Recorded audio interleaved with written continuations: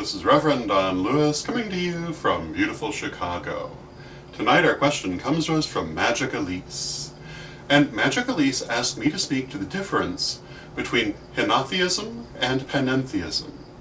And to begin with, I would point out that these are in many ways very different concepts. Henotheism is about practice.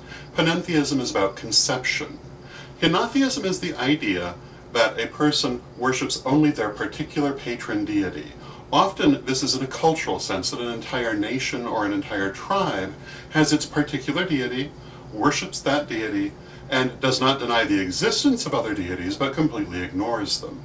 And it's often thought that the ancient Israelites were henotheists in this manner, that they followed their particular deity and didn't particularly disavow that other deities existed, but did not have room for them in their system.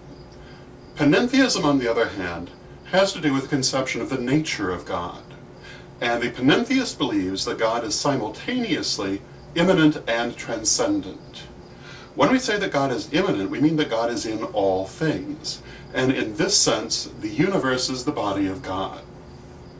When we say that God is transcendent, we mean that there's also part of God that is beyond physical manifestation. So the panentheist believes that God is in everything that exists, but that God is also more than everything that exists.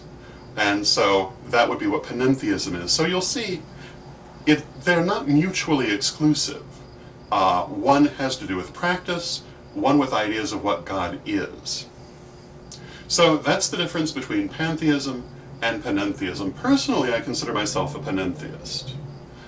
There are a lot of different terms that one can use to describe their spirituality, and panentheism is often contrasted with pantheism. Pantheism is the idea that God is identical with physical existence and the universe is the body of God, but that there isn't necessarily any part of God that is beyond the universe. And that's the difference between pantheism and panentheism.